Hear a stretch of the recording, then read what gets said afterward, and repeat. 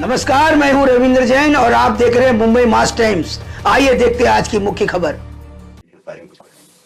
मैं ऐसा मानता हूं कि ये जो डावोस का हमारा दौरा हुआ ये बहुत अच्छा हुआ है और जो इन्वेस्टर्स है उनका जो renewed confidence in the state of Maharashtra है वो हमने देखा है।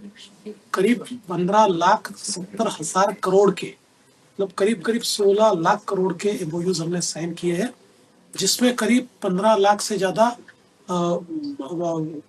ये भी तैयार रोजगार भी तैयार होने वाला है। तो मैं ऐसा मानता हूँ कि एक नया रिकॉर्ड, एक नया बेंचमार्क महाराष्ट्र ने डावोस में सेट किया है। और विशेष रूप से अगर हम इन एमओयूज को देखें तो सारे क्षेत्रों में निवेश हो रहा है, मतलब भौगोलिक दृष्टि से भी सारे क्षेत्रों में हो रहा है महाराष्ट्र के, और उसके साथ साथ बिजनेस वाइज भी सारे क्षेत्रों में हो रहा है, चाहे वो टेक्नोलॉजी हो, चाहे वो एजुकेशन हो, चाहे वो मैन्युफैक्चरिंग हो, चाहे वो अलग अलग प्रकार के न्यू बिजनेसेस हो, चाहे वो हमारे जो इसके डेटा सेंटर्स हो, हर क्षेत्र में, चाहे वो स्टील मैन्युफैक्चरिंग हो, हर क्षेत्र में हम लोगों को निवेश मिला है। इससे जो आपका टारगेट है $1 ट्रिलियन इकोनॉमी बनाने का महाराष्ट्र को, उससे कितना दूर मिलेगा, इससे तक पूरा हो पाएगा? $1 ट्रिलियन इकोनॉमी बनाने का जो हमारा सपना है, महाराष्ट्र जिस गति से अभी चल रहा है उस गति से हम लोग 2031-32 में $1 ट्रिलियन इकोनॉमी बन सकते हैं।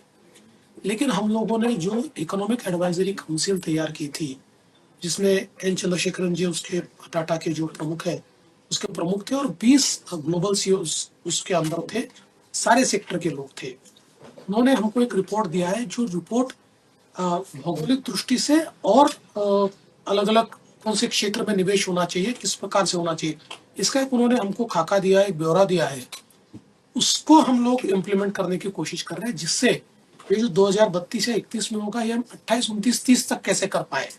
क्योंकि भारत अगर $5 ट्रिलियन इकोनॉमी बनता है तो महाराष्ट्र को भी $1 ट्रिलियन इकोनॉमी बनना ही होगा। और मैं ऐसा मानता हूँ कि इसमें इन्वेस्टमेंट एक बहुत बड़ा रोल प्ले करता है, क्योंकि ये फोर्स मल्टीप्लायर है। जब पैसा इन्वेस्ट होता है तो हमारे ₹1 इन्वेस्ट करने के बाद अलग अलग क्षेत्रों में उसका जो इफेक्ट है जीडीपी के ऊपर वो अलग अलग होता है। कहीं ₹1 का इफेक्ट ₹2 होता है, कहीं ₹1 का ₹4 भी होता है। तो इसलिए मुझे ऐसा लगता है कि निवेश ये बहुत जरूरी है जो हम लोग ला रहे हैं। इंडिया में जब हमने गडचिरोली में इनॉग्रेशन किया था तो अपोजिशन पार्टीज को भी इस बात की आपकी तारीफ करनी पड़ी चाहते हुए भी। अभी जो नए निवेश आ रहे हैं उसमें और कितना नक्सल एरियाज वगैरह, पहले जो नक्सल एरिया, देखिए गडचिरोली अब हॉट डेस्टिनेशन हो गया है। मतलब जो शायद कुछ साल पहले तक एक प्रकार से नक्सल अफेक्टेड एरिया करके जाना जाता था, it is becoming new steel city of India. अभी हम लोगों ने महाराष्ट्र का 30% स्टील कैपेसिटी वहां पर तैयार कर लिया या तैयार हो रही है, जिसका काम शुरू है। अभी उतना ही और निवेश या उतनी ही और कैपेसिटी हम लोगों ने जो एमओयूज अभी साइन किए हैं उसके कारण तैयार होने वाली है। तो एक प्रकार से मैं ऐसा मानता हूं कि स्टील के क्षेत्र में एक क्रांति एक गडचिरोली में हो रही है। मैग्नेटिक महाराष्ट्र फिर से शुरू करने की बात करें, क्या इस साल होगा? क्या हम उसको डावोस के लेवल तक लेके जा सकते हैं?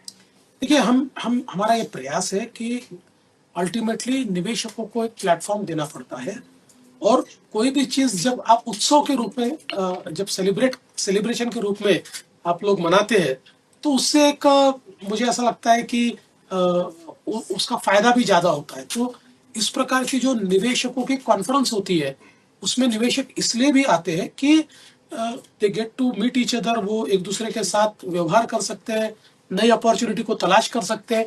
इसलिए ऐसी कॉन्फ्रेंसेस बहुत आवश्यक है। हम लोग ये प्रयास करेंगे कि हम उसको डावोस के लेवल पर ले जाएं, या शायद एक साल में नहीं ले जा पाएंगे तब भी एक बड़ी लेवल पर हम ले जाएं। जो आपने 16 लाख करोड़ के आसपास का इन्वेस्टमेंट अभी कमिटमेंट मिला है, तो कौन सा मैग्नेट सबसे ज्यादा काम किया उसमें? मैं ऐसा मानता हूं कि आज महाराष्ट्र में जो डिसाइसिव मैंडेट हमको मिला है उससे निवेशकों के मन में महाराष्ट्र के प्रति विश्वास बढ़ा है।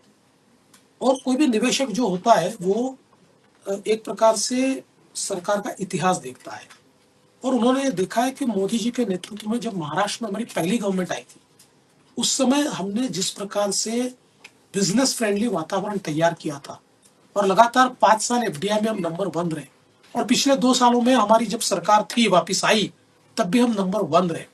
तो ये उनके ध्यान में आता है कि ये जो स्टेट है ये बिजनेस फ्रेंडली स्टेट है, और ये भी उनको पता है कि सेंट्रल गवर्नमेंट के साथ जो हमारे स्टेट का रिश्ता है, हम पॉलिसी लेवल पर अलाइंड है। हमारे पीछे केंद्र की सरकार और प्रधानमंत्री मोदी जी ताकत के साथ जुड़े हुए हैं, ये सभी लोग जानते हैं। तो मुझे लगता है कि उसका एक फायदा होता है। बहुत बहुत धन्यवाद। Thank you, thank you, thank you.